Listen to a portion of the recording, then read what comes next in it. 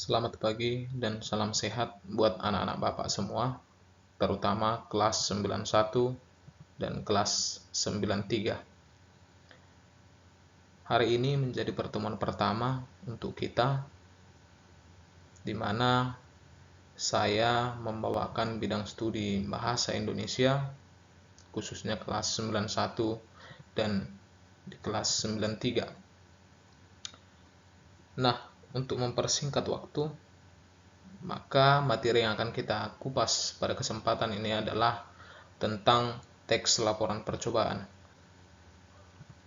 Sebelumnya, kita sudah pernah membahas yang namanya teks laporan hasil observasi di kelas 7.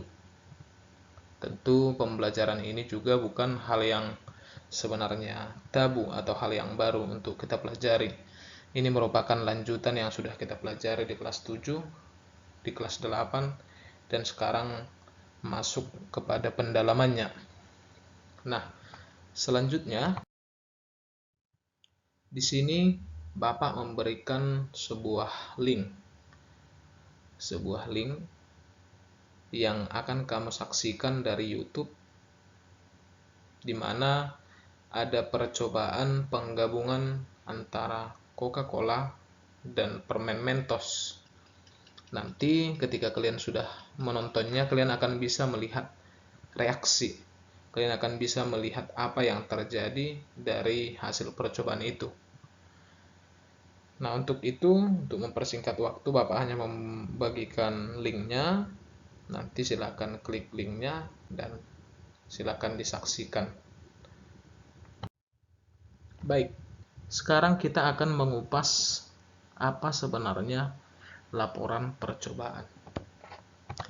Kalau dikatakan dengan percobaan, maka percobaan ini sering disebut sebagai eksperimen.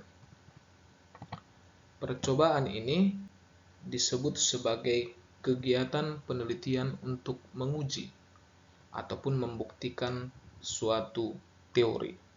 Jadi kalau kita melakukan percobaan, berarti kita sudah melakukan sebuah penelitian untuk menguji atau membuktikan suatu teori.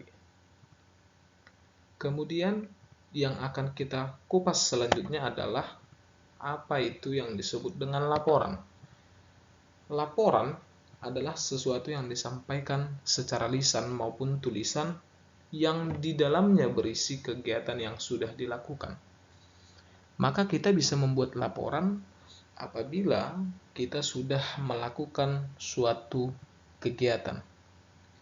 Sehingga kegiatan itu kita buat menjadi sebuah laporan. Nah, kalau disebut teks laporan percobaan, kita tahu bahwa teks adalah kumpulan kata atau kalimat.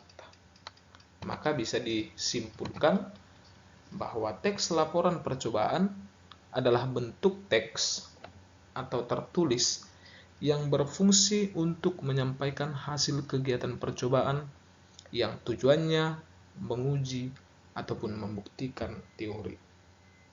Berarti kita mempelajari teks laporan percobaan ini untuk menguji ataupun membuktikan suatu teori. Jadi di dalam pembelajaran ini kita perlu melakukan suatu uji coba. Kita lanjutkan materi kita. Sekarang kita masuk kepada tujuan laporan percobaan. Tujuan laporan percobaan yang pertama adalah memberitahukan informasi hasil percobaan yang sudah dilakukan. Nah, ketika kita sudah melakukan percobaan terhadap suatu hal atau terhadap suatu masalah, maka apa yang sudah kita lakukan itu kita berikan menjadi sebuah informasi. Apa yang sudah kita kerjakan itu kita jadikan menjadi sebuah informasi. Itulah tujuan kita melakukan percobaan. Yang kedua, mengatasi masalah. Apakah laporan percobaan bisa mengatasi masalah? Bisa. Contoh kecilnya atau contoh sederhananya kita katakan Anak-anak kami pasti suka memakan bakso. Tetapi yang jadi masalah, banyak orang mengatakan bahwa bakso itu adalah makanan yang berbahaya karena mengandung boraks dan sebagainya. Maka untuk menguji coba apakah bakso ini berbahaya, maka kita bisa melakukannya. Kita membeli semangkuk bakso, kemudian kita lakukan uji coba. Apa saja alat dan bahannya kita persiapkan, lalu kita uji. Apakah bakso yang sering kita konsumsi itu mempunyai sesuatu hal yang berbahaya bagi tubuh? Maka ketika dia memiliki, tentu kita bisa mengetahui. Dan itu sudah menjadi satu alasan untuk mengatasi masalah. Kemudian yang ketiga, mengadakan pengawasan dan perbaikan. Nah, contoh yang kedua tadi dengan ketiga ini bisa kita sambungkan. Apabila ketika kita tadi suka memakan bakso, lalu kita lakukan percobaan terhadap bakso itu, maka ketika terdapat masalah, maka kita akan melakukan pengawasan ataupun perbaikan. Apa pengawasannya? Tentu kalau kita ingin mengkonsumsi bakso yang kita sukai tadi, maka untuk lebih menjamin kualitas, tentu kita harus membuat sendiri. Nah, dengan adanya percobaan tadi, maka kita sudah lebih waspada, tentu akan mengadakan pengawasan, sehingga tidak lagi mengkonsumsi dengan sembarangan. Selanjutnya adalah mengambil keputusan yang lebih efektif. Mengambil keputusan yang lebih efektif dalam artian, Bapak sambungkan lagi, ketika kita tadi melakukan uji coba terhadap semangkuk bakso. Kita bisa mengambil keputusan yang efektif dalam artian, apabila asumsi orang yang mengatakan sering memakan bakso akan membahayakan organ tubuh, dan ketika kita melakukan uji coba itu terbukti, maka kita dapat mengambil keputusan bahwa mengkonsumsi bakso sembarangan dapat membahayakan tubuh kita. Tetapi ketika laporan percobaan yang kita buat, bakso itu bukan membahayakan tubuh kita, maka kita juga bisa melakukan sebaliknya, mengambil keputusan yang lebih efektif, yakni silakan mengkonsumsi selama bakso yang kita konsumsi itu mempunyai kualitas yang baik, karena kita sudah melakukan uji coba.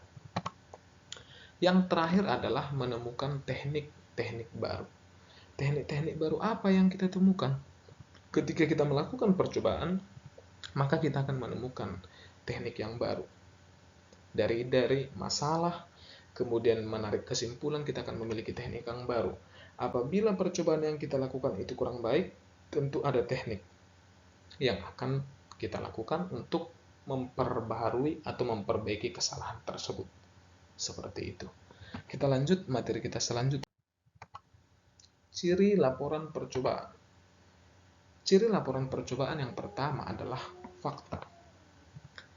Tentu kita sama-sama mengetahui bahwa fakta itu adalah sesuatu hal yang pasti, sesuatu hal yang bisa dibuktikan.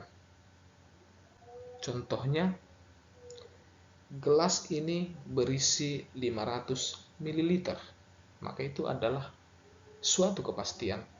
Namun ketika saya ubah kalimatnya, gelas ini sekitar 250 liter, maka itu tidak bisa dikatakan sebagai fakta, melainkan sebagai opini. Maka laporan percobaan harus memiliki fakta, tidak boleh mengada-ada. Yang kedua, lengkap.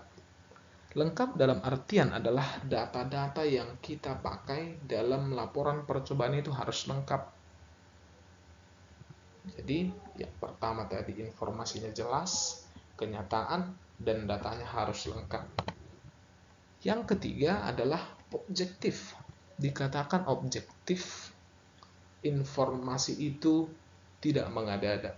Informasi tersebut apa adanya, tidak ditambah-tambahi atau tidak dikurang-kurangi.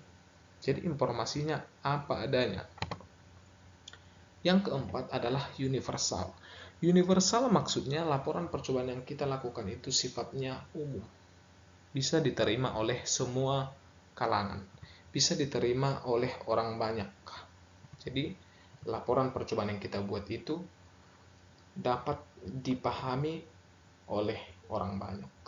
Selanjutnya, apa fungsi laporan percobaan? Fungsi laporan percobaan yang pertama sebagai informasi, sebagai sumber informasi. Yang kedua, sebagai bukti dan dokumentasi. Dengan adanya laporan percobaan, maka kita bisa memberikan bukti sekaligus menjadi dokumentasi yang akan membuktikan bahwa kita sudah melakukan percobaan. Yang ketiga, sama halnya seperti yang kita katakan tadi, akan memecahkan suatu masalah. Asumsi-asumsi yang terjadi itu akan terpecahkan ketika kita melakukan percobaan. Yang terakhir adalah pertanggungjawaban. Pertanggungjawaban ini adalah fungsi yang terakhir. Dengan adanya informasi di dalamnya, bukti, dan kita memecahkan masalah, maka yang terakhir kita harus melakukan tanggung jawab atas percobaan yang kita lakukan.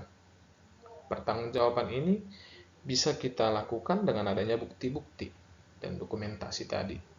Nah, mungkin itu saja yang akan kita pelajari pada pertemuan ini. Apabila ada anak-anak kami yang ingin bertanya, silakan langsung bertanya kepada Bapak melalui WA pribadi. Sampai di sini pertemuan kita, sampai bertemu pada pertemuan selanjutnya. Terima kasih.